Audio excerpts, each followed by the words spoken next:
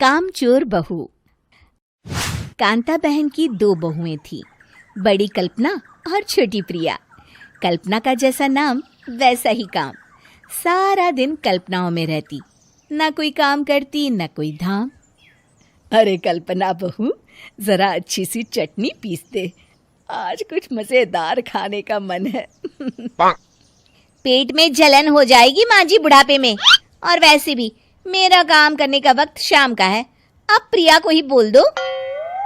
इतना कहकर कल्पना वहां से चली जाती है। कांता कल्पना के ऐसे रवैये से काफी परेशान रहती हैं।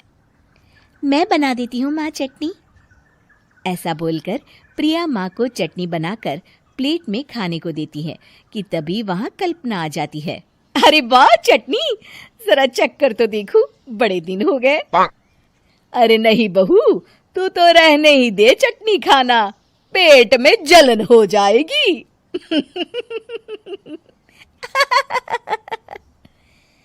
इतना कहकर कांता और प्रिया दोनों हंसने लगते हैं। कल्पना सारा दिन या तो मोबाइल में यूट्यूब देखती या फिर सोती रहती। उसका कमरा भी बिखरा और गंदा रहता।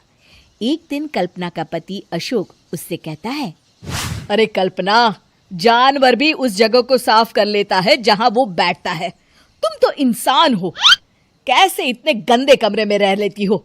देखो सारा सामान यहाँ वहां बिखरा पड़ा है। ज्यादा अपनी माँ का बोल ना बोलो। हाँ, कमरा तुम्हारा भी तो है, गंदा लग रहा है तो साफ कर लो। पता नहीं तुम्हारे साथ मैं कैसे जिंदगी बिताऊंगा। इतना कहकर अशोक वहां से चला जाता है। कल्पना बस खाना खाने कमरे से बाहर आती और फिर से कमरे में चली जाती। इससे कांता बहन काफी परेशान रहती। एक दिन प्रिया कांता से कहती है, माँ, मैं सारा दिन काम करके थक जाती हूँ, आप कल्पना दीदी से कहिए ना कि सुबह और शाम का काम बांट ले। मैं तो अब सिर्फ एक वक्त का ही काम करूँगी। हाँ। अरे तू वो भी ना करना, एक बहू तो कामचोर थी ही, दूसरी भी आ गई काम ना करने के बहाने लेकर। तभी वहां प्रिया का पति रमेश आ जाता है। माँ, मैं देख रहा हूँ भाभी कोई काम नहीं करती, प्रिया सारा दिन घर और रसोई का काम करती है, अब कुछ करो ना माँ। कांता मन में कुछ सोचती है और कल्पना के पास जाती है। कल्पना फोन पर मेकअप करना देख रही होती है। कल्पना, तुम सारा दिन बस मोबाइल देखती हो, घर का कोई काम भी कर लिया करो। प्रिया सारा दिन काम करके थक जाती है। आज से मैंने फैसला किया है, एक वक्त का काम तुम करोगी, सुबह का खाना तुम बनाओगी और रात का प्रिया। आप लोगों ने काम को हव्वा बना रखा है। अरे पता नहीं थोड़ा सा ज्यादा काम करने में आप लोग घबरा क्यों जाते हैं। और हाँ, बहुत ज्यादा प्रिया की तारीफ मत करिए मेरे सामने, बड़ी बहू तो मैं ही रहूंगी। मैं कुछ नहीं जानती, कल सुबह मुझे वक्त से खाना चाहिए, रसोई में आ जाना, वरना कल से तुझे खाना नहीं मिलेगा। अगली सुबह कल्पना रसोई में नहीं आती है। वो देर से सोकर उठती है और बाहर आकर कहती है, अरे भूख लगी है, आज खाने में क्या है? इतनी देर हो गई, आज किसी ने मुझे उठाया भी नहीं, पता नहीं कहाँ है सब। कल्पना को घर में कोई नहीं दिखता। वो रसोई की तरफ जाती है जहां बड़ा सा ताला लगा होता है। अरे रसोई में ताला! ओ, मैं तो भूल ही गई थी। माँ ने आज से सुबह का खाना मुझे बनाने को कहा था। हे भगवान, इतने लोगों का खाना बनाना क्या आसान है? तभी घर के सारे सदस्य बाहर से वापस आते हैं। वाह माँ जी, मजा आ गया छोले भटूरे खाकर। मेरे मुंह में तो अभी भी स्वाद आ रहा है। अरे कल्पना, तेरे भरोसे रहते तो हम तो भूखे ही रह जाते। कल्पना को बहुत गुस्सा आ जाता है। अब बहुत हो गया, आज से मैं अपनी रसोई अलग कर रही हूँ, मैं अपना खाना खुद बना लिया करूंगी।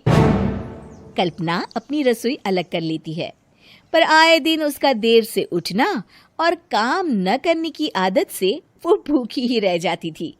उसी के सामने घर के लोग अच्छे अच्छे पकवान खाते और कामचोर कल्पना को जैसे तैसे ही खाना बनाकर खाना पड़ता।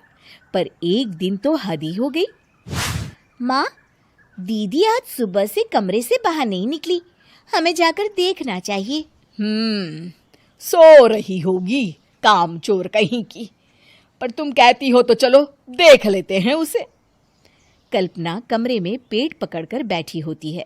हाय मेरा दर्द, पेट दर्द के मारे मर रही हूं मैं।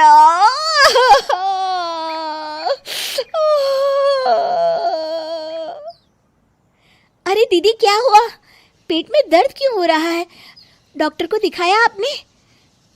माँ, कल्पना खड़ी होती है और माँ जी के पास आती है। मुझे माफ कर दीजिए, अब से मैं सारे काम में मदद करूंगी, कभी आलस और काम चोरी नहीं करूंगी।